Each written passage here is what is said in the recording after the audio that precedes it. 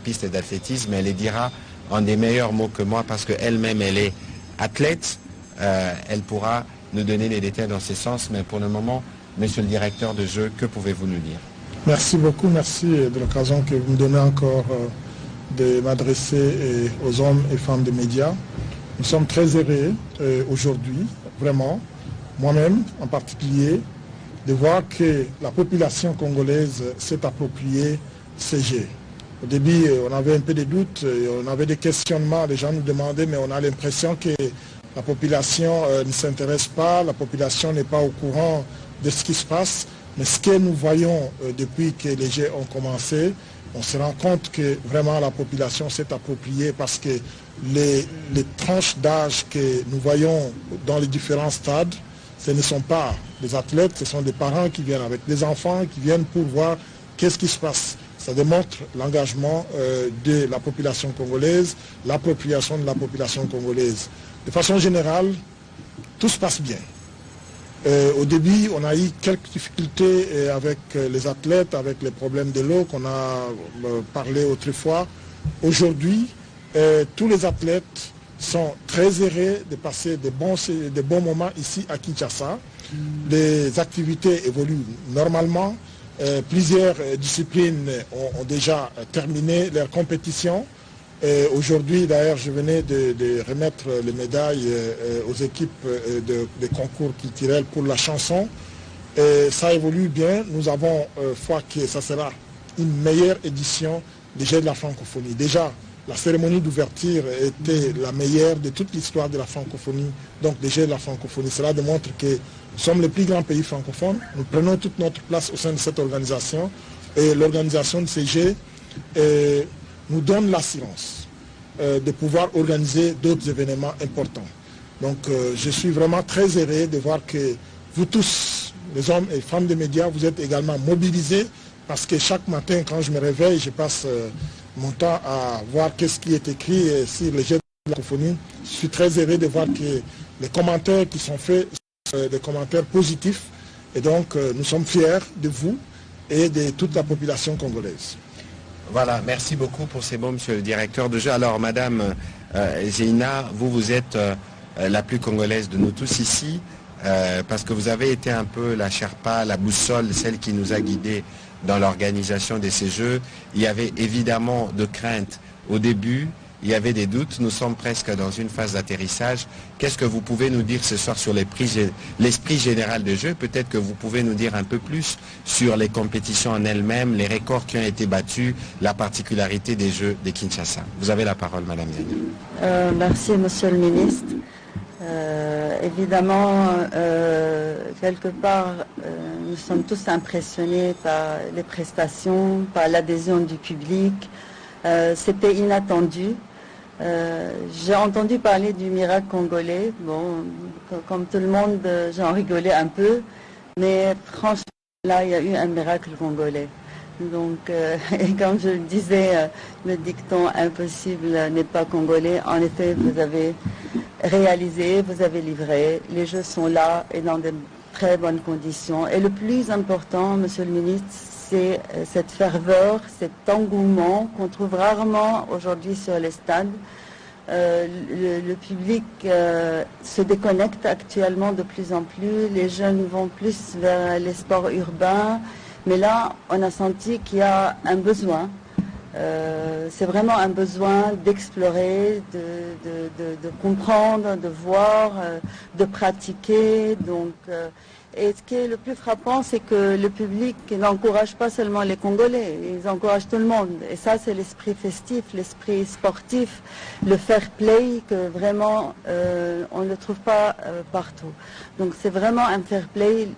Et le fair play, c'est une des valeurs les plus importantes dans le sport et dans la culture.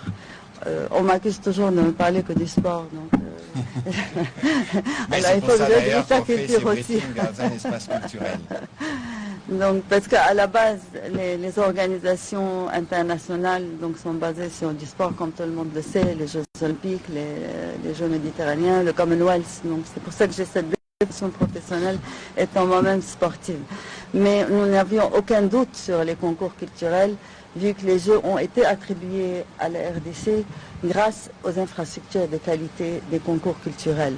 Donc nous avons eu des super prestations, vraiment de très haut niveau, des équipements, donc toutes les infrastructures ont été dotées d'équipements de grande qualité, donc ce qui a permis vraiment d'assister à ce que vous avez assisté à ces magnifiques concours culturels.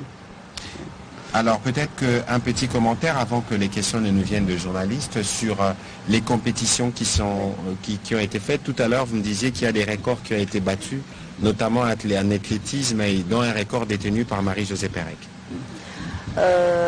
Donc tout à fait, comme vous le savez, les journalistes sportifs, dans toute compétition individuelle, dans les sports individuels tels que l'athlétisme, il y a des records. Il y a les records personnels, il y a les records nationaux, il y a les records internationaux, comme il y a les records de la rencontre ou du tournoi.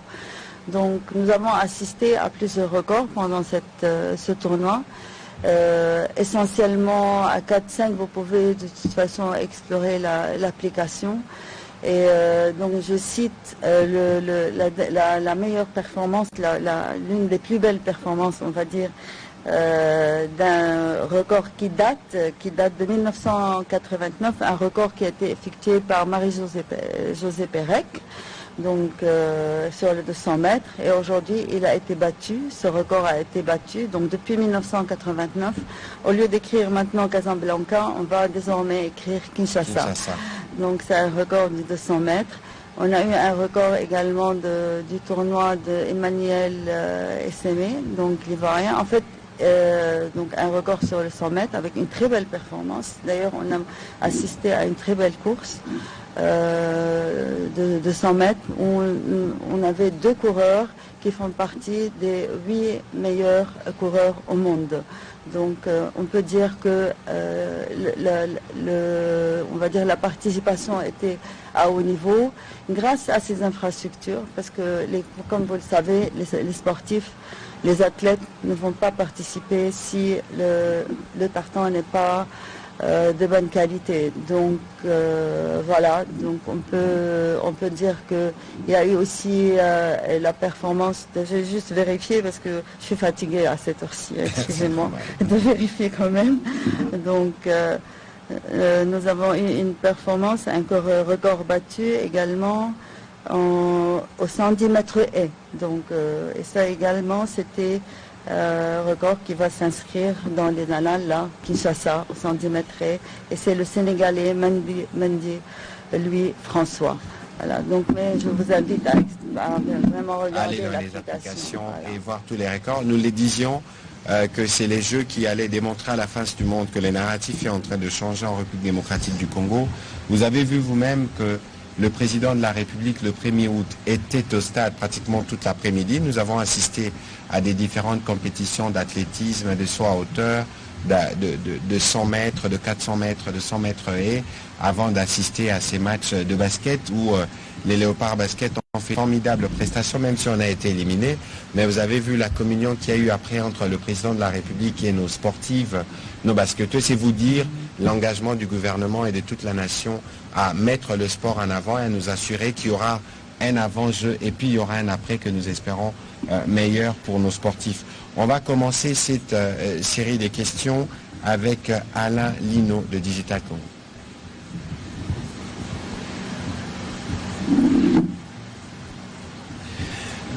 Vous allez nous aider à être bref et direct, comme ça c'est sûr que nous prenons le maximum des questions.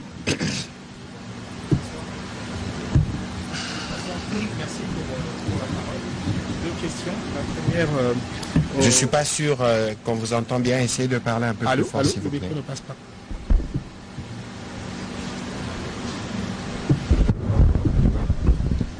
Allô. Allez-y. Voilà, 2 questions. La première au directeur national du comité de jeu, M. Isidore Kwanja. Le ministre de la Communication a dit que vous allez nous expliquer ce qu'il en sera de la cérémonie de clôture au stade des Martyrs.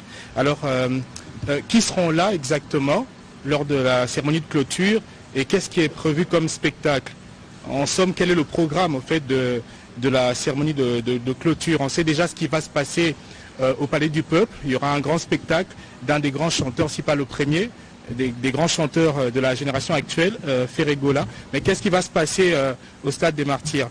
La deuxième question s'adresse au directeur et au ministre de la Communication et Médias. Je vais parler en lingala. Payabaza, je ne voudrais pas qu'ils comprennent. Apparemment, moi Nungu Eza, n'a agence active. Je pense que le directeur sait de quelle agence je parle. C'est une agence où a travaillé pour une identité visuelle. Il y a jeu, logo, mais apparemment, moi, ma solo est simbité côté l'art. Alors, est-ce que Foutamité, qu'est-ce qui se passe exactement avec Agence Wana? Donc, je sais que le ministre de la Communication peut aussi répondre, parce que vous soutenez souvent les jeunes entrepreneurs. C'est une agence des jeunes. Si vous pouvez aussi nous en dire un peu plus sur cela. Merci. Merci. Monsieur le directeur. Oui, pour la cérémonie des clôtures, elle est liée au stade de Martyrs. Et vous allez avoir le programme, donc c'est à 20h, de 20h à 22h. Et en fait, il y a une partie qui est quand même, qui sera une découverte pour tous ceux qui viendront pour la cérémonie de clôture. Ce qui est vrai, c'est qu'on va s'en tenir au cahier des charges qui prévoit le dispositif pour la cérémonie de clôture, qui est toute différente de la cérémonie d'ouverture qui, elle, est grandiose. Et lorsque nous avons contracté avec un prestataire qui nous offrait cette cérémonie, il était convenu que la cérémonie de clôture se passe à l'enceinte du Palais du Peuple. Parce qu'on fait défiler les athlètes, il y a le discours du président du comité national des Jeux, il y a le discours du président du conseil d'orientation du comité international des Jeux, et puis il y a un mot de clôture, et soit il y a un gala, soit on offre donc un concert, ce qui était le cas pour nous. C'est ce qu'on avait prévu. Mais vu les succès qu'a connu la cérémonie d'ouverture, on n'a pas voulu faire la cérémonie de clôture donc à l'intérieur d'un bâtiment où on pouvait contenir à peu près autour de 3000-3500 personnes. On a voulu que ce soit une cérémonie qui est offerte au public. Et donc pour cela, on avait juste une difficulté. La difficulté, c'était que le jour même, il y a un match de football, donc le final, qui a lié au stade.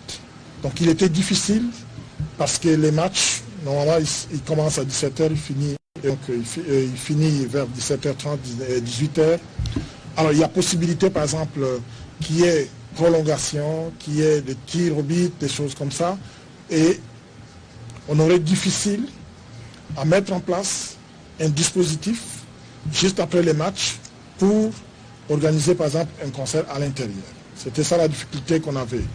C'est ainsi que, dans un premier temps, on s'était dit, bon voilà, on va le faire, peut-être au Palais du Peuple. Mais on est revenu au Stade des Martyrs, parce qu'on veut offrir cette cérémonie à tout le monde. Donc, elle va avoir lieu au stade, juste après les matchs, à partir de 20h.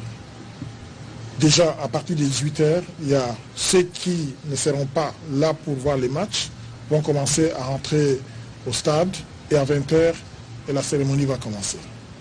Pour ce qui est de l'agence dont vous parlez, oui, quand je suis arrivé, je n'ai pas trouvé un seul contrat que le prestataire a signé avec mes prédécesseurs.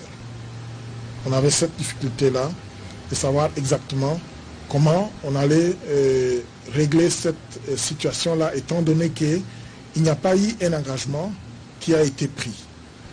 Moi, je pense que j'ai déjà rencontré une ou deux personnes qui ne venaient pas d'une même agence et qui se réclamaient étant ceux qui avaient conçu les fameux logos. Donc c'est un peu ça la difficulté que nous avons. Je ne sais pas si celui dont vous parlez peut nous amener un contrat, ça peut nous aider à voir dans quelle mesure on peut de cette situation-là. Voilà ce que je peux dire à ce propos. Voilà. Alors, au regard de l'importance de cet exercice à la veille de la clôture de l'événement, nous souhaiterons nous focaliser sur les questions qui concernent les compétitions, comment elles se déroulent. Les questions, tout à l'heure, j'ai vu qu'il y avait des menaces de mouvements de membres du comité sortant pour dire qu'il y aura ceci, qu'il y aura cela. Ici, il faut considérer qu'il y avait une volonté de relever un pari. Nous le faisons. Évidemment, il y aura toujours des questions d'ordre administratif, des questions de différents genres. L'essentiel ici, c'est qu'il y a des interlocuteurs qui écoutent et qui vont conduire vers la solution. On va prendre la question d'Olivier Tengongo. Je vois Michel Tobo régulièrement sur actualité.cd, mais jamais il n'a posé des questions. La prochaine question viendra de vous, même si vous ne l'avez pas préparée. Allez-y, Olivier, s'il vous plaît. Merci beaucoup, Excellence. Il y a un souci, une crainte surtout pour nous, qui est mon CPI, par rapport à la télévision nationale. Vous nous avez brandi tout ce qui est positif sur le plan qualité et présentation, mais nous savons que technologiquement, le Congo n'a que 35% de couverture numérique.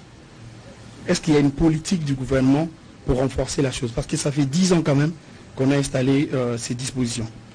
La deuxième, toujours concernant la RTNC, cette télévision nationale a donné l'image d'une vieille dame qui n'a plus de force, pas assez d'énergie pour produire un contenu de qualité. Je voudrais vous arrêter tout de suite parce que la RTNC, c'est d'abord pas le sujet. De deux, le signal qui est mondialement repris, moi je regarde tous les jours, je fais les monitorings de TV5, c'est 300 ou 400 personnes qui sont mobilisées quotidiennement. Alors, je sais qu'il y a toujours cette conversation, mais nous sommes dans un plan de modernisation qui a commencé et qui s'est fait par étapes, parce que la RTNC, nous ne la voyons pas que sous le prisme de Kinshasa, nous la regardons sous le prisme de 26 provinces. Il faut voir comment le programme d'équipement qui a commencé à Kinshasa va continuer en province. Il ne faut pas seulement avoir des caméras 4K, il faut s'assurer que toute la chaîne de production, le montage, la transmission, se mettent aussi au niveau. Et la première ressource, évidemment, c'est les personnels. Comptez sur nous, nous y travaillons. Et donc, je ne voudrais pas vous suivre dans ce que vous dites, vieille dame, etc. Parce que pour moi, la RTNC reste la meilleure. Excellent, s'il vous plaît. Par rapport à cette deuxième question dont je n'avais pas fini, que vous m'avez coupé, c'était celle de savoir quand est-ce que ça sera possible de numériser cette télévision intégralement. Mais la réponse, je vous l'ai donnée tout à l'heure. C'est un processus qui est en cours. Je pense que dans les jours qui viennent, vous serez témoins. Mais évidemment, lorsque nous recevons un événement de cette carrure, parce qu'on rappelle encore que le dernier grand événement qu'on a reçu sportif mondial, c'était le combat d'Ali Foreman en 1974. Et pour ça, moi j'ai visité la cité de Lanzele, là où il y a justement la grosse antenne parabolique qui a permis de faire la retransmission indirecte à partir de Kinshasa et qui a été repris mondialement. On s'est fait appuyer. Et donc, dans l'organisation ou dans la couverture des Jeux, nous nous sommes fait appuyer, il n'y a pas de honte à cela, à l'expertise étrangère pour nous accompagner. Mais le gros du travail est fait par des Congolais. Et nous, en tout cas comme gouvernement, nous sommes fiers du travail qu'a fait la RTNC. Et avec Madame Elengue et le PCA Luboto, nous allons continuer dans ces registres et avec tout le personnel de la RTNC pour que les défis de plusieurs autres puissent être relevés. Alors, Michel Tobo, on va vous poser la question un peu... Voilà. Allez-y. Merci, monsieur le ministre. Je ne savais pas que vous aviez des yeux de chat, parce que je me suis cassé de l'autre côté, donc voilà. Il n'y a pas de souci. J'allais poser une question, mais apparemment vous l'avez déjà répondu par rapport à, on va dire, du fait que le président va récompenser les athlètes et les artistes. Mais je dirais le revers de cette question, nous avons 31 médailles aujourd'hui. Et les artistes et les sportifs. Est-ce que maintenant, quelque part, au niveau du gouvernement, vous ne regrettez pas le fait qu'il ces athlètes et ces artistes n'ont pas eu suffisamment le temps ou les moyens du gouvernement de se préparer. Peut-être qu'on serait à 50 ou 60 médailles aujourd'hui. Écoutez, vous savez, Madame Zeina Magosha parlait du miracle congolais. Et d'ailleurs, lorsque les compétitions commençaient, j'entendais de gens dire ou penser qu'on n'aurait même pas une médaille. Vous dites qu'on en a 31. Évidemment, il y a toujours moyen de bien faire. Évidemment, il y a toujours à redire sur... et ça concerne malheureusement pas les sports. C'est lié à la conjoncture générale du pays. Mais aujourd'hui, j'ai dit tout à l'heure qu'il y avait un avant le jeu, il y aura un après. Encore aujourd'hui, au niveau du Conseil de ministres, on a eu un vrai débat sur comment nous gérons l'héritage. Parce qu'aujourd'hui, mon cher Michel, vous couvrez l'actualité sportive depuis bien longtemps. Jamais, et j'espère que vous le témoignez, on a construit en un temps record autant d'infrastructures.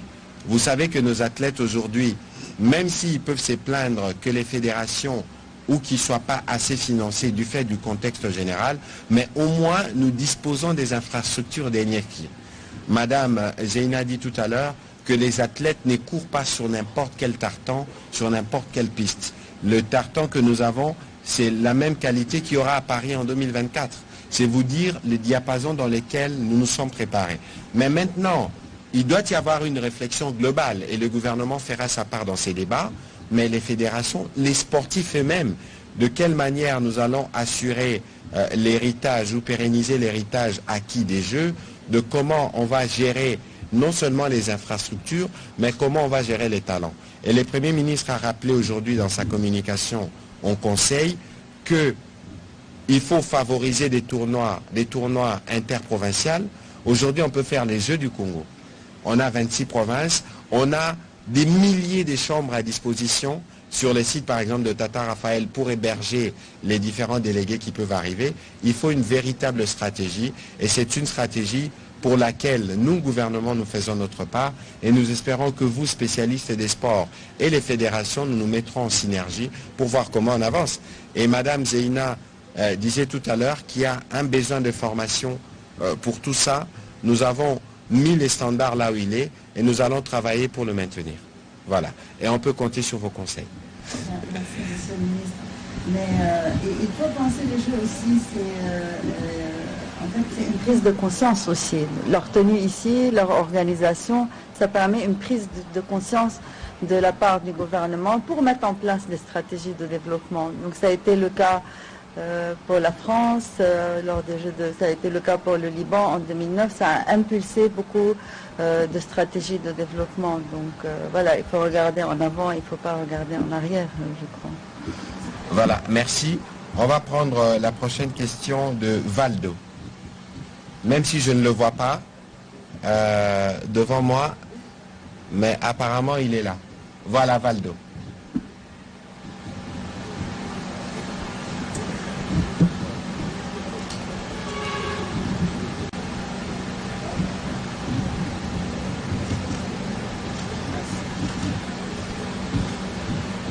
Bonsoir. Bonsoir. Ma première question, c'est à Madame Zeina. J'aimerais bien poser la question de savoir quel regard vous avez de la République démocratique du Congo aujourd'hui après ces Jeux, bien que les Jeux n'ont pas encore pris fin, mais quel est votre regard sur ces Jeux-là? Monsieur le ministre de la Communication, est-ce avant les Jeux, les regards du gouvernement avant les Jeux sera les mêmes après en termes de traitement, d'organisation, des préparations des athlètes? Est-ce que l'avant le jeu sera... Mais évidemment, je le disais tout à l'heure, vous avez sûrement emprunté ma propre expression, il y avait un avant, il y aura un après. Vous avez vu le président de la République aller dans cette loge des léopards, les féliciter. Il était là lui-même au stade, il a vécu les émotions, nous menions, après les Malgaches ont pris le dessus, après c'est la beauté du sport, il a applaudi les athlètes, mais aujourd'hui en conseil, on en a encore parlé, parce que ces jeux, vous ne vous rendez peut-être pas compte que ça fait 3, 4 mois, 5 mois, 6 mois qu'on parle des sports tous les jours et je pense que nous avons analysé les sujets sous ces différents aspects. Et donc aujourd'hui, comme gouvernement de la République, nous savons que pour ces jeunes, c'est nous qui avons dit ici qu'il y aura une cérémonie qui est prévue pour nos athlètes, mais au-delà de la cérémonie qui est prévue pour les athlètes, c'est la stratégie qui doit accompagner tout cela, c'est l'encadrement dont ils doivent bénéficier de manière étroite. C'est pour ça qu'il faut une réflexion plus globale, qui mêlerait, pourquoi pas, des privés, parce que le sport ailleurs, Madame Zeina le sait sûrement mieux que moi, est aussi financé par des sponsorings, etc. Maintenant que nous disposons des sites où le sport peut se faire pratiquer de manière professionnelle, où nous pouvons prétendre à l'organisation de compétitions internationales, il faut que nos fédérations soient plus structurées, plus proactives et qui travaillent étroitement avec nous pour voir comment on va avancer. Eh bien, Valdo, je peux tout de suite vous dire, sans d'ailleurs souci d'être contredit demain, que l'après sera totalement différent d'avant les Jeux. Madame Zeina. Bon, la question elle est un peu difficile. Quel regard? Donc, qu'est-ce que je peux avoir comme regard? Je réfléchissais, je ne trouvais pas le mot. Mais je peux dire que depuis que les Jeux ont été attribués à la République démocratique du Congo, depuis 2019, j'y ai cru. Nous avons accompagné l'Organisation internationale de la francophonie et a accompagné toutes les compétitions. On en a eu plusieurs comités nationaux des Jeux, plusieurs directeurs. Donc nous n'avons pas baissé les bras. Donc nous y avons cru. Nous avons accompagné depuis 4 ans, je viens donc à Kinshasa avec des experts. On a mobilisé 31 experts, plus 35 parfois. Là, nous sommes parlant de la RTNC avec 23 experts prod, dirigés par M. Michael Viviani, donc avec toute son équipe de 23 personnes, qui est très satisfait de la RTNC et du rendement de la RTNC. Qui a mis à disposition donc tous les équipements pour pouvoir produire cet événement multidisciplinaire. Parce que la difficulté de cet événement, c'est le multidisciplinaire. C'est-à-dire nous avons au final 20 des concours et compétitions qui se passent en même temps. Donc voilà, il faut une capacité, il faut des moyens importants pour pouvoir produire et transmettre en même temps tous ces événements. On n'est pas sur un estimé à combien de foot. pourcentage? Pardon? Estimé à combien de pourcentage, s'il est faux? C'est-à-dire? En termes d'organisation, vous pouvez estimer à combien de pourcentage les Jeux de Kinshasa? Une cotation sur 100%. Combien de les Jeux ne sont pas encore... On n'a pas encore... On n'a pas terminé évalué les complètement. Jeux encore, si vous permettez. Mais aujourd'hui, nous sommes en train de transmettre. Nous avons des repreneurs à l'international. Quand je dis nous, je m'associe au jeu puisque le CIGF assure l'accompagnement de la production télé et garantit la qualité de la production télé. Donc je me permets de dire nous, alors que je dis que le pays hôte a assuré, parce que c'est le pays hôte qui a mis à disposition les moyens techniques. Ce que fait le CIGF, il met à disposition les ressources humaines. Donc l'encadrement, la formation et tout ce qui va derrière. Donc le regard que j'ai, c'est un regard de satisfaction, c'est un regard abouti. Le pays hôte a livré et le pays hôte a relevé le défi et a réussi à organiser les Jeux de la francophonie dans de bonnes conditions et dans une qualité qui répond aux normes internationales concernant les compétitions sportives. Si je peux ajouter un petit mot, elle est impliquée. Donc le regard qu'elle a, c'est qu'elle croyait à ça, c'est pour ça qu'elle est là. Mais je peux vous dire que le regard que le monde extérieur a aujourd'hui, parce que j'ai reçu beaucoup de retours depuis la cérémonie d'ouverture, j'ai reçu beaucoup de retours. En tout cas, le regard que le monde extérieur a aujourd'hui de la RDC, c'est qu'il y a beaucoup de respect. Parce qu'on a suivi même les commentaires des journalistes internationaux, j'ai suivi, on m'a envoyé des vidéos. Ceux qui ne croyaient pas hier, aujourd'hui, je trouve que la RDC est à mesure d'organiser un événement international. surtout nos compatriotes congolais qui sont dans la diaspora, les messages qu'ils nous ont envoyés, ils sont fiers. Ils étaient vraiment fiers et ils se demandaient est-ce que ceci se passe en RDC vraiment ou c'est à Dubaï, je ne sais pas moi, ou ailleurs dans le monde. Donc c'était une fierté pour tout le monde et le regard que le monde extérieur a aujourd'hui de la RDC est un regard de respect. Voilà, merci. On ne va pas beaucoup traîner parce que nous devons laisser les directs. Vous savez qu'il y a le nuit de la francophonie, Yahweh Rasson au Palais du Peuple. On va prendre les 3 dernières questions. On va prendre la question de M. Mosengo.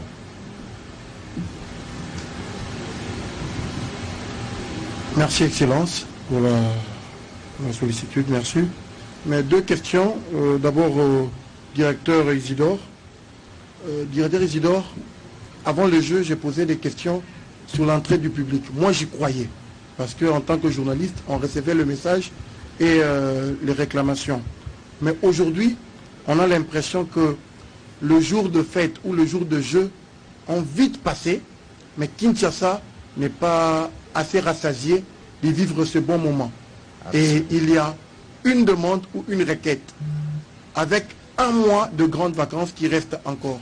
Est-ce que c'est possible de laisser les sites de jeu et les stands de convivialité que vous avez offerts au public quinois encore disponibles jusqu'à peut-être finir le mois d'août pour permettre à la famille, aux d'autres visiteurs de venir découvrir, de venir aussi profiter de ces belles œuvres que le gouvernement et le comité national de jeux ont pu mettre en place durant tout ce mois d'août.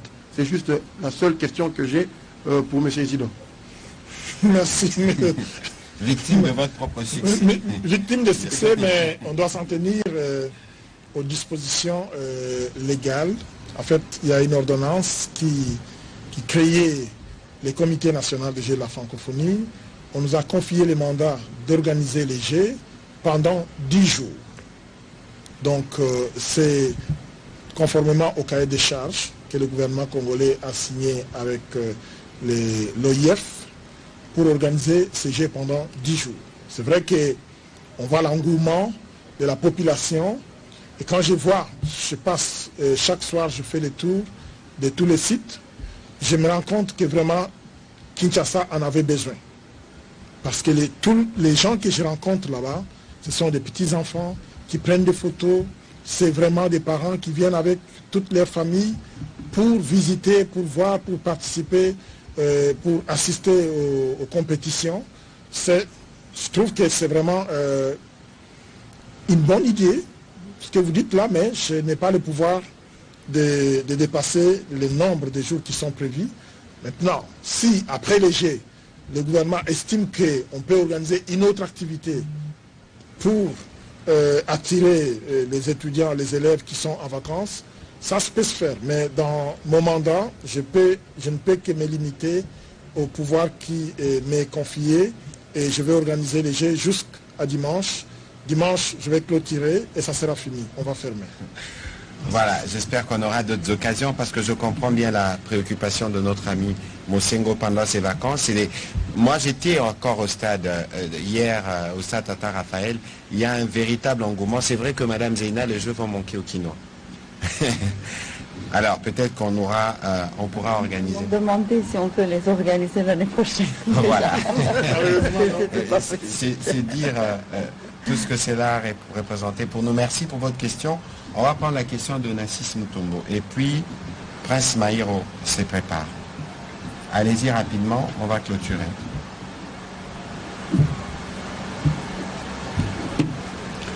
Merci Monsieur le Ministre, c'est Monsieur Nassis Mutombo de www.art.cd, le premier portail numérique des arts et culture. Alors, Monsieur le Ministre, je crois que j'étais parmi ceux-là qui avaient demandé qu'il y ait un briefing sur un site culturel. Merci. Parce que l'avantage que nous avons avec vous, les gouvernements des Warriors, c'est que vous avez vos oreilles très ouvertes à nos demandes. Merci. Mais il y a aussi cette demande qui se tienne un briefing sur les sites d'échangeurs délimités. Parce que c'est là l'image justement de la ville-province de Kinshasa. Alors, moi, ma question est celle-ci. Nous avons vu les sites. La crainte des Quinois, c'est la prise-jeu. Est-ce qu'au niveau du Conseil des ministres, vous avez évoqué cette question justement de la gestion de ces sites après les Jeux? Et quelle a été justement la substance, si au moins vous avez évoqué cette question-là? Écoutez, je l'ai dit en liminaire, en début de cet exercice. Je ne sais pas si vous avez pu suivre le compte rendu pendant que vous étiez ici, mais le président de la République en avait parlé vendredi dernier. Et aujourd'hui, le Premier ministre lui a répondu. Le ministre des Infrastructures, des Sports, de la Culture ont tous été instruits parce qu'il faut réfléchir. Il n'y a pas de réponse toute tranchée pour nous, gouvernement, au regard justement de ce à quoi doivent servir ces sites qui doivent servir aux différentes fédérations. Il y a une réflexion qui doit se faire de manière approfondie pour trouver la structure qui va gérer ces sites. D'abord, parce qu'il faut préserver les matériels qui ont été investis, parce qu'il faut veiller à son bon usage à la fois par les bénéficiaires, donc les fédérations sportives, mais aussi par les publics qui viendront, parce qu'il faut respecter ces différents lieux publics. Et donc, c'est une réflexion qui est en cours et pour laquelle nous donnons une réponse, parce que nous savons que nous avons investi comme on n'a jamais investi auparavant dans les secteurs de sport. On doit s'assurer que notre investissement ne soit pas détruit parce qu'on ne l'a pas bien entretenu. Et donc c'est une question sur laquelle nous allons nous plancher rapidement et pour laquelle il y aura des réponses. Et nous vous communiquerons. Alors, moi-même, j'aurais voulu aller aussi des échangeurs parce qu'il s'est passé des bonnes choses, notamment ces concours de hip-hop, etc. Mais les contraintes de temps ont été que je n'ai pas eu le privilège d'y aller ni au Palais du Peuple. Mais peut-être que il y aura un briefing, je crois on aura une conférence de presse dimanche. Mais peut-être que la semaine prochaine, pour remballer un peu tout ça, peut-être qu'on irait là-bas, pourquoi pas. C'est aussi un site culturel, c'est aussi montrer que Kinshasa, c'est quand même l'échangeur qui est notre symbole. On va prendre la question de Prince Maïro. Merci beaucoup. Je pose deux petites questions. La première est adressée au directeur de jeu, mais aussi au ministre de la Communication. Comment avez-vous accueilli la décision de Fally Ipupa de se retirer de ce jeu de la francophonie? Et puis une deuxième question, je voudrais revenir sur un aspect très important lié à la performance de la RDC à ces jeux. On a enregistré beaucoup de médailles, mais le gouvernement, vous le savez très bien, ne prend pas financièrement en charge beaucoup de fédérations. Est-ce que ça ne fait pas réfléchir le gouvernement? Est-ce qu'aujourd'hui, ce n'est pas un impératif pour vous de réfléchir sur comment soutenir financièrement d'autres fédérations pour que dans les jours à venir, que nous puissions glaner d'autres médailles? Merci. Écoutez, sur cette question, je l'ai dit tout à l'heure, il faut une réflexion globale parce que le sport aujourd'hui, Madame Zeina, qui est une athlète de haut niveau, peut vous dire comment ça fonctionne par exemple dans son pays d'origine, les Liban.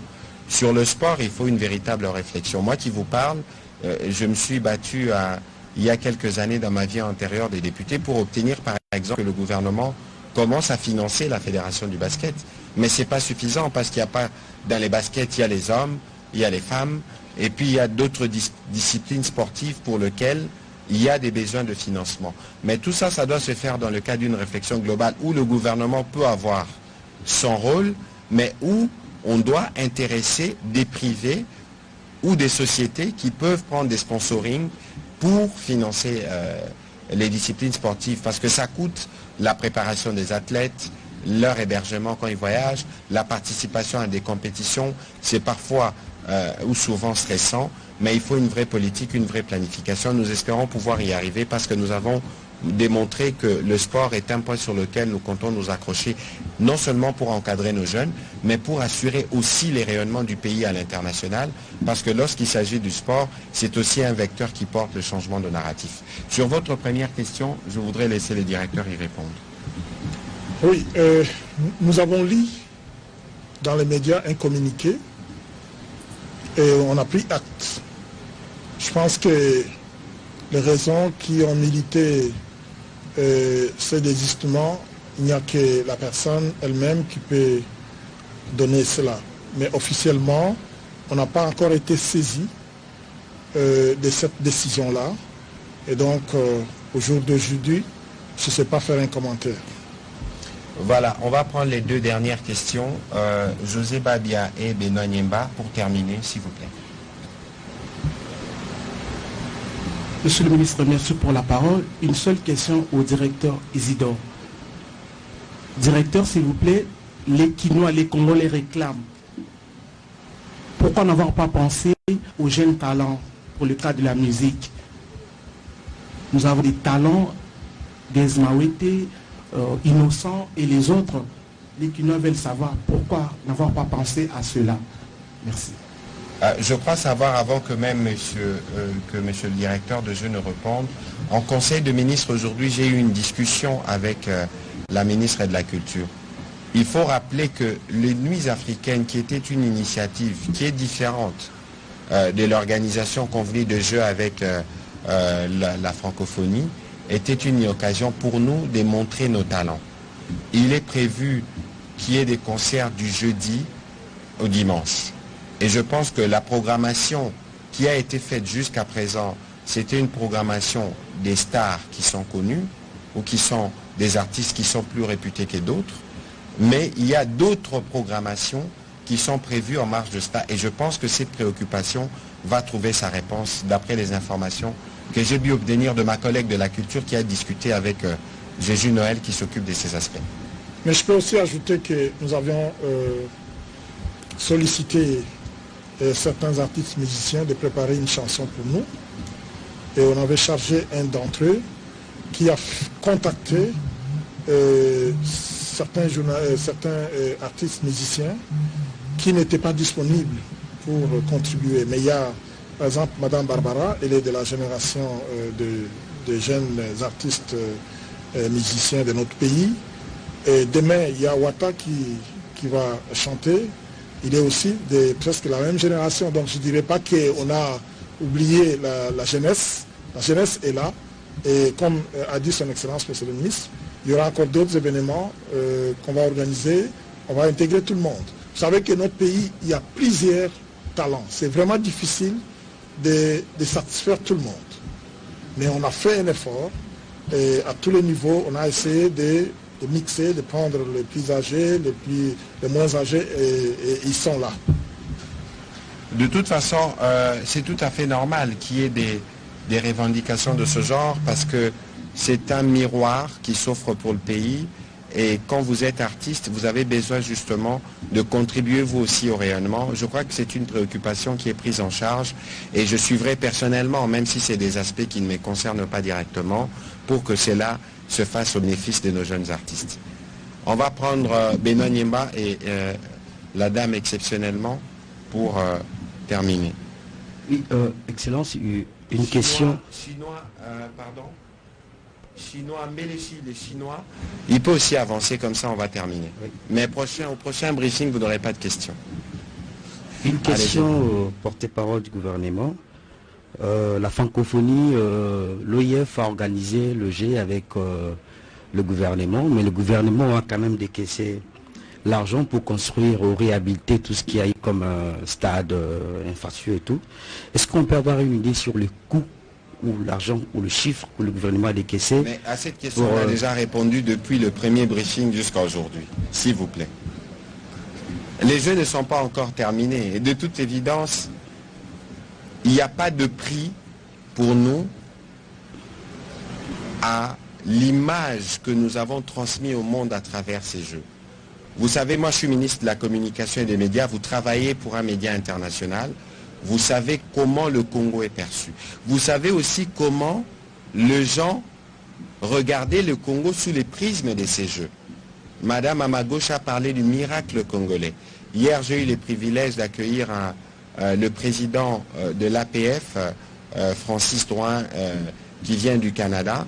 Il m'a dit qu'avant de venir à Kinshasa, il était déjà impressionné par ce qu'il avait vu, qui contrastait totalement de ce qui avait été dit avant. Et donc, le prix de la réputation du pays, de la République démocratique du Congo, la réponse qu'on a donnée à tous ceux qui étaient ces oiseaux de mauvais augure, pensant que nous ne serons pas en mesure, a été relevé. Et c'est cela le plus important. Pour le reste, parce que nous avons fait les choix de la transparence, il y a des processus de reddition de comptes. Vous avez M. Isidore, peut-être qu'il ne l'a jamais dit, mais je sais qu'il travaille étroitement en amont avec l'inspection générale de finances sur tout ce qui se fait. Donc sur cette question, vous ne devrez pas avoir des inquiétudes. S'il vous plaît, Excellence. Si je peux ajouter un mot, c'est que les Jeux de la francophonie s'organisent pendant 10 jours. Les infrastructures que nous avons construites sont multisports. Cela veut dire que nous avons construit cela pas seulement pour les Jeux de la francophonie, mais pour notre jeunesse. Donc ce sont des infrastructures que même si on n'avait pas organisé les Jeux, on les aurait construites. C'est tout ce que vous pouvez comprendre, parce que quand vous revenez sur ça, c'est-à-dire que vous devez poser la question sur tout ce que le gouvernement est en train de faire, qu'est-ce que ça peut. C'est dans son mandat de construire des infrastructures, que ce soit des infrastructures routières, portuaires, aéroportuaires, sportives et autres. Donc ça rentre dans ce cadre-là. Il y avait une petite question pour le coordonnateur. Ça revient toujours sur le décaissement. Monsieur le coordonnateur, avant vous, il y a eu beaucoup de rapports de l'IGF qui a fait, même que les gens qui étaient avant vous soient partis. Est-ce qu'aujourd'hui, avec l'IGF, le courant passe ou après vous, on aura d'autres communiqués de l'IGF qui demandent le rapport? Je peux vous dire que n'eût été l'accompagnement de l'IGF, peut-être qu'on ne serait pas en train d'échanger avec vous ici. Je suis arrivé au mois de novembre, le 8 novembre 2021. Le 24 janvier 2022, donc 2 mois après, à peine, j'ai demandé à ce que l'IGF nous accompagne. Depuis ce temps-là, jusqu'à aujourd'hui, nous avons l'IGF chez nous. Tout ce que nous faisons comme dépenses sont connus par l'IGF. Comment nous fonctionnons? Chaque semaine, nous faisons un plan de décaissement que nous soumettons à l'IGF, aux inspecteurs de l'IGF qui sont affectés chez nous. Ils passent en revue avec le soubassement, ils approuvent et nous exécutons. Donc, l'IGF nous a accompagnés et d'ailleurs c'est la raison pour laquelle peut-être nous avons surmonté beaucoup d'obstacles, beaucoup de difficultés que celles on ne serait pas en mesure de surmonter. Vraiment, je dois remercier sur ce point l'IGF qui nous a accompagnés jusqu'au bout. Voilà, merci. On va poser les questions en même temps, on va les noter, comme ça on va répondre en une vague. Allez-y madame, présentez-vous s'il vous plaît. C'est Rachel Chapeau, correcteur News TV. Alors, j'aimerais poser les questions à Lingala. Avant de poser des questions, je vais féliciter Namio aux alliés Oya Yambo, Yabapandisango. Alors, au Lobaki, Namikoleleki, qu'on a eu à Kabila qui cravate pour Ningo Salam Salamalam. Alors, nous sommes des journalistes, Ningo Salam Salamalam, nous sommes des gens qui ont bloqué Yambe. Alors, pour la question, nous avons un directeur, il y a francophonie. Litombani, Topé Bokeseni et Zali, Tobi 9e jeu. Alors, premier, titre comme 9e, il y a Kinter Sato na Congo. Litombe à ligne, Tobo Keseni à ligne. Il y a Malam, Toya Motuya, Congo et Yambi Bongo, 9e jeu à francophonie et Zali. Alors, na ministre Nabiso, na lingina lobila, les Cambo et Talibiso Panisango, parce que place à Motuya Yabiso pour s'exprimer devant yo et Zali Kakana Wifi, mais au Golimbisanga Moukié, briefing, juste côté raté. Oh, la francophonie, tu as moi occasion à Kokota. Alors, na mon question, na ngana lo baboué. Na uti ko lo ba wabiso ba panisanga, c'est ngete bois que le bokembe pour ça msanga malam. Kasi to mona ka soki lelo joueur à Bukani to a eu problème, topé à sali tomba monena tomboli mboka.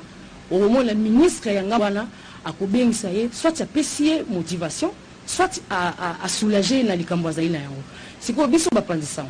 Tazora makama to tant que ça rappelle comme malam ministre na biso o manzaka nini pona biso c'est vrai le secteur na biso il y a des moutons noirs to ko échapper en côté il faut que to milo la paix vérité en face mais kasi ba oyo ba ça rappelle musala bango malam ba kozala kana même mbadi to bango pese ngeli bo repêcher bango pour ki baza la paix ko mumula kete mo kambi na biso ataka misu kaka na ba oyo ba yebati na oki kambo ba ko ba warrior biso to liba warrior to liba kasima.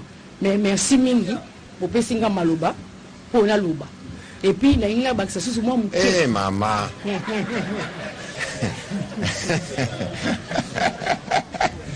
silisa kaka silisa bakisa aussi silisa kasi na linga bakisa na lobi boy bapanisa ngo batongi yo mingi batongi yo penza est-ce que wana il faut le bamana TV to ko na lobi ngo na linga ko bapa vocal pour place ko ibiso ezali to solo lango sima Merci. On va prendre la question de Mbelechi pour terminer.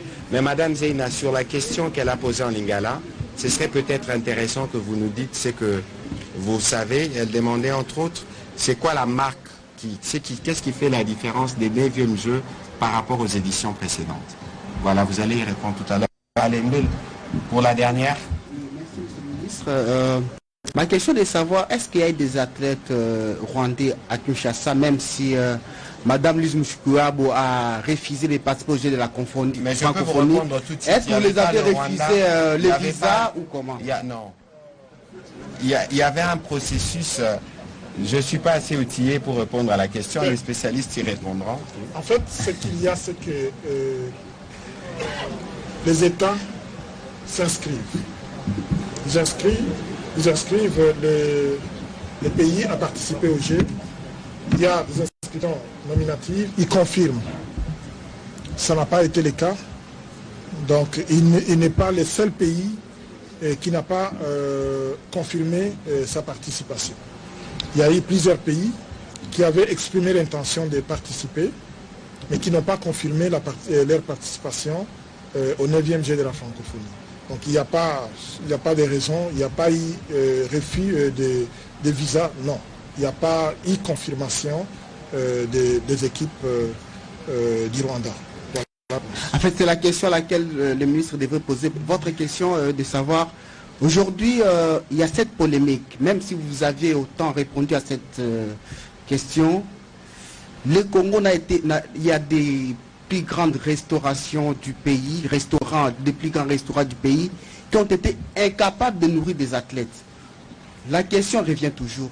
Qu'est-ce qui se passe? Donc au Congo, nous avons été incapables de nourrir plus de 4000 personnes. Et les gens pensent que non, vous avez, il y a quand même, vous avez pu privilégier vos contacts à l'étranger. Est-ce qu'on peut avoir vraiment plus d'éclaircissement sur ça?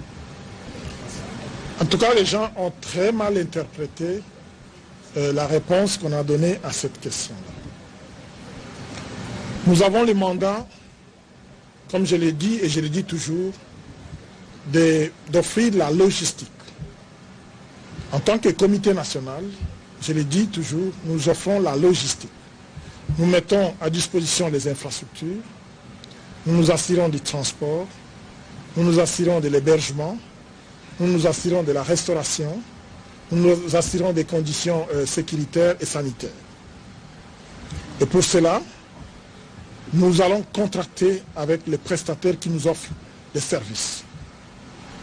En ce qui concerne la restauration, nous avons, avec notre commission, parce que nous avons une commission restauration au niveau du comité national, nous avons fait le tour de plusieurs prestataires ici dans la ville, pour trouver un prestataire qui pouvait nous offrir la restauration de plus ou moins 4000 personnes pendant 16 jours. Parce qu'on on devait normalement ouvrir le village le 23, donc le 24 on devait commencer à nourrir, jusqu'au 8, parce que les jeux finissent le 6. Il y en a qui prennent l'avion le 7, il y en a qui prennent l'avion le 8. Donc nous avons la responsabilité de nourrir les athlètes pendant toute cette période-là. Nous avons notre cahier des charges. On a posé un certain nombre de questions. Nous avons fait le tour des différents restaurateurs. On a posé des questions. Combien vous avez déjà nourri dans un événement quelconque? Ils nous ont donné des réponses. Combien vous avez nourri pendant une semaine, matin, midi, soir? Nous avons posé toutes ces questions et c'est une décision collégiale. Parce que vous savez, pour des questions de restauration, c'est capital. D'abord, les athlètes, pendant les compétitions, même avant les compétitions, ils font beaucoup d'efforts et beaucoup de sacrifices. Ils se privent de beaucoup de choses et ils ont un régime très spécifique pour rester en forme et espérer gagner une médaille. Et lorsque nous rédigeons les cahiers des charges, on tient justement compte du repas qu'on doit offrir aux athlètes. Et on fait intervenir les nutritionnistes et les diététiciens. Donc tout cela, on prend en compte pour choisir un prestataire qui soit en mesure de nous offrir les repas pendant toute cette période-là. On a trouvé un prestataire ici à Kinshasa. Moi j'ai fait la démarche à la DGCMP. J'ai obtenu l'autorisation. Mais à la signature du contrat, le prestataire nous a dit, écoutez, ça me prend l'achat du matériel que je ne saurais pas parce que les contrats c'est pour 15 jours. Je ne saurais pas, qu'est-ce que je veux dire? Ça dit que je ne saurais pas rentabiliser cet investissement-là. Parce que je vais acheter du matériel pour nourrir 4000 personnes pendant 10 jours ou pendant 16 jours. Après, je n'aurai plus la possibilité parce qu'il y aura plus un autre événement que nous allons organiser dans les mois ou les années à venir qui va permettre à ce que je puisse rentabiliser cet investissement-là. Donc on était bité à cette difficulté-là. Ce n'est pas qu'on a sous-estimé nos restaurateurs. Ce n'est pas qu'on a minimisé la capacité de nos restaurateurs à nourrir les athlètes. Sauf que pour réussir à nourrir pendant 16 jours, il faut avoir une chaîne d'approvisionnement parce que, comme vous pouvez vous imaginer, si vous montez à l'université de Kinshasa, vous allez voir les repas qu'on offre. Il y a des fruits, il y a plusieurs types de nourriture qu'on met à disposition et qui permet à ce que les athlètes restent en forme et soient capables de faire leurs activités sans qu'ils aient des problèmes de santé, des choses comme ça. Donc on a tenu compte de tous ces éléments-là et on n'a pas eu un prestataire qui a répondu à toutes ces questions-là pour pouvoir contracter avec. Donc ce n'était pas question, je pense qu'on a vraiment très mal interprété cela et j'ai eu des échanges avec plusieurs qui m'ont approché pour me dire, mais écoutez, comment vous pouvez tenir de tels propos? En tout cas, c'était vraiment une mauvaise interprétation qu'on a faite. Voilà. Donc c'est une leçon. Voilà, de toute façon, moi-même je suis fils de maman Maléwa. J'ai entendu des restaurateurs me critiquer, dire que c'était une insulte à leur profession. D'abord, ce n'est pas de notre nature, on ne le ferait pas. Mais ici, il faut qu'on se mette à l'évidence. Nous avions des engagements internationaux qu'il fallait tenir. Peut-être que c'est aussi l'occasion pour nous tous de commencer à nous préparer à des grands événements parce que le Congo est un pays grand. De toute évidence, les Jeux de la francophonie constituaient une opportunité pour tous ceux qui pouvaient offrir de services. Il faut considérer que ce qui s'est passé, tirer les leçons et voir nous tous comment on se prépare pour l'avenir. De toute évidence, nous, comme gouvernement, c'est d'abord pour les Congolais que nous sommes là. Et moi, comme porte-parole du gouvernement, nous travaillons pour assurer justement que les Congolais travaillent dans des conditions les meilleures pour avancer. Mais lorsque pour des compétitions comme celle-ci, nous devons recourir à une expertise étrangère, je ne pense pas que cela doit d'abord être vu comme si ce n'était pas une considération pour nous. C'est dans cet esprit que le monde s'est construit, parce que pour que le monde se construise, on a besoin de tout le monde. Alors on va terminer, Madame Zeina, la question qui vous était peut-être destinée. Quelle est la différence des Jeux de Kinshasa par rapport aux éditions précédentes? Moi, ce que je voudrais dire, que chaque édition a son charme, chaque édition a ses particularités, a ses forces et ses faiblesses. Donc, nous évoluons, les Jeux de la francophonie sont jeunes par rapport à d'autres événements internationaux. La première édition a eu lieu en 1989 au Maroc. Donc nous ne sommes qu'à notre 9e édition. Donc nous nous améliorons d'une édition à l'autre. Nous assurons des prestations et les exigences deviennent de plus en plus importantes. Donc je ne pense pas qu'il y a à comparer. Mais ce que je dis, nous avons... ce que je veux dire en fait, je voudrais souligner quelque chose, si vous permettez, Monsieur le ministre. Parce qu'aujourd'hui, moi je vois les choses comme ça, hein, c'est juste un sentiment personnel, que cette édition s'inscrit dans une diplomatie sportive. La diplomatie sportive qui est un outil de communication à l'international. Donc aujourd'hui, le pays a adhéré à une diplomatie sportive. Je peux comparer au Qatar.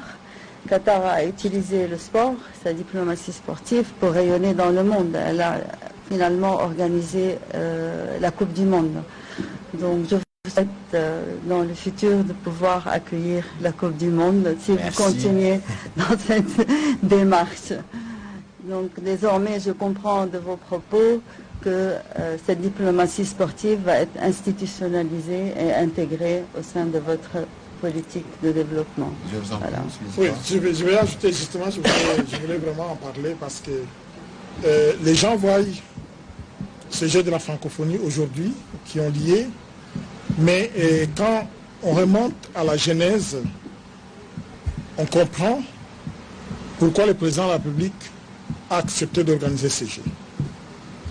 Il a basé son programme dans la diplomatie, dès son arrivée au pouvoir. Vous vous rappellerez qu'une semaine après, il a fait le tour de tous les pays voisins et de la RDC. Pour lui, il pensait qu'on peut résoudre le problème de la RDC par la diplomatie. Et c'était l'axe principal de sa politique. C'est ainsi que, vous vous rappelez, c'est quelques mois seulement, à peine arrivé au pouvoir, qu'on a, donc ça dit que lorsque le Nouveau-Brunswick s'est retiré, on a relancé le processus et la RDC a accepté alors qu'on n'avait pas encore même formé le gouvernement. Le gouvernement qui a fait tous les dossiers, c'était un gouvernement qui expédiait des affaires courantes. Mais le président de la République a accepté immédiatement alors que le pays n'avait même pas encore des infrastructures. Tout ce que vous voyez ici, là, on a construit. Comme l'a dit Mme Zeina, si on nous a accordé les jeux de la francophonie, c'est notamment parce que sur le plan culturel, on avait toutes les infrastructures nécessaires. Mais sur le plan sportif, on n'avait que les stades des martyrs. Parce que le stade Tata Raphaël n'était pas opérationnel. On n'avait que les stades des martyrs. Alors qu'on avait 9 disciplines à organiser. Donc, c'était pour une opportunité, d'abord, de permettre à ce que cela soit comme une priorité pour le gouvernement et qu'on investisse dans les infrastructures sportives, mais aussi parce que, comme on l'a dit, c'est la diplomatie sportive, les Jeux ici sont une vitrine pour la RDC. Aujourd'hui, on l'a dit là, il y a plusieurs chaînes à travers le monde qui relaient ce qui se passe ici en RDC. Et c'est vraiment une opportunité pour nous, pour notre pays, de parler de notre pays à l'international. Et c'est vraiment, je dirais, c'est une opportunité que nous avons pour que demain, après-demain, nous puissions organiser d'autres événements internationaux. Je donne toujours l'exemple de la Côte d'Ivoire, qui a organisé la 8e édition, qui s'apprête à organiser la CAN. Et nous, aujourd'hui, avec tout ce que nous avons fait, avec toutes les infrastructures que nous avons, demain, après-demain, si nous candidatons pour organiser, par exemple, la Coupe d'Afrique de football, ou de basketball, ou de, je sais pas moi, de judo, je pense que le regard que les autres auront de nous sera différent que si on n'avait pas organisé les Jeux de la francophonie. Donc vous comprenez que ce que nous avons fait là, c'est un investissement important que nous avons fait, qui va nous ouvrir des portes à d'autres événements importants dans l'avenir. Voilà, on va terminer l'exercice de ce soir parce que nous devons rendre l'antenne pour permettre la diffusion de Nuit de la francophonie. C'est l'occasion de vous dire merci et de vous rappeler que dans le programme du gouvernement, le pilier 15 qui parle de la promotion des sports, il est prévu de continuer la construction des centres omnisports et des stades municipaux dans toutes les provinces de la République démocratique du Congo. C'est un plan qui va continuer parce que, comme Mme Zeina l'a dit, le sport est un des leviers que nous pouvons utiliser pour assurer les rayonnements de notre pays et justement passer les messages de changement de narratif que nous passons déjà par l'organisation de ces Jeux. Avant de terminer, je voudrais rappeler que nous devons tous prendre rendez-vous pour dimanche au stade de Martyrs. Ce sera au stade de Martyrs parce qu'il y a besoin de bien couronner la célébration de la République démocratique du Congo. C'est le sens que le gouvernement donne à ces Jeux, où nous célébrons notre unité, où nous célébrons notre résilience et où nous passons le message au monde que malgré nos morts, malgré toutes les difficultés que nous avons connues, mais les Congos restent debout sous la conduite du président Félix-Antoine Tshisekedi Tshilombo. Je m'en voudrais de ne pas présenter mes vœux le meilleur au Premier ministre et chef du gouvernement qui a supervisé lui-même le comité d'organisation de ces Jeux. C'est aujourd'hui son anniversaire. J'espère que les seigneurs lui fassent grâce et qu'il lui accorde plus de jours, qu'il ait plus d'épée pour sa famille et pour lui-même. Je vous avoue que l'après-jeu sera pour nous aussi, gouvernement, un moment de soulagement parce que justement nous avons beaucoup de pression. Il y a toujours des frustrations, madame, vous en faisiez mention tout à l'heure, mais l'essentiel pour nous, c'est que nous avons tenu les paris et que pour le reste, on va s'engager à faire mieux pour l'avenir. Merci, madame Zeina Lakinoise, de vous être prêtée à cet exercice qui est parti jusque tard. Nous espérons vous retrouver demain. Demain, on prend rendez-vous sur le terrain de basket, peut-être, parce que la finale sera intéressante, et dimanche pour la grande cérémonie. Monsieur le directeur, on vous remercie aussi. Je ne sais pas si vous avez un petit mot, tout simplement, mais sinon on va conclure cet exercice. Ben, le petit mot, c'est que je suis vraiment très heureux de voir que l'opinion publique congolaise et internationale a accueilli ces Jeux avec beaucoup d'espoir. Ces Jeux, comme on l'a dit, ce sont les Jeux de la solidarité et d'espoir. Et nous espérons que nous allons faire beaucoup d'autres choses après ces Jeux. Comme on a dit, après les Jeux, beaucoup d'autres choses viendront par la suite. Donc je ne pouvais que remercier le public. Merci au maître des lieux, M. Henri Kalama et tout son comité, Jean-Pierre Ndoua, de nous avoir doublement accueillis à la fois pour le compte rendu du Conseil de ministres, mais aussi pour cet exercice de redevabilité. Merci à vous, mesdames et messieurs, de la presse culturelle, sportive que politique, de nous accompagner dans cette aventure de foot. Merci à vous qui nous suivez à partir de la maison et partout dans le monde pour le soutien, la confiance que vous nous faites dans le travail de ces Jeux. Prenons rendez-vous pour les disciplines sportives demain, mais avant, avec Werason, je pense que le concert est encore en cours au Palais du Peuple. Merci.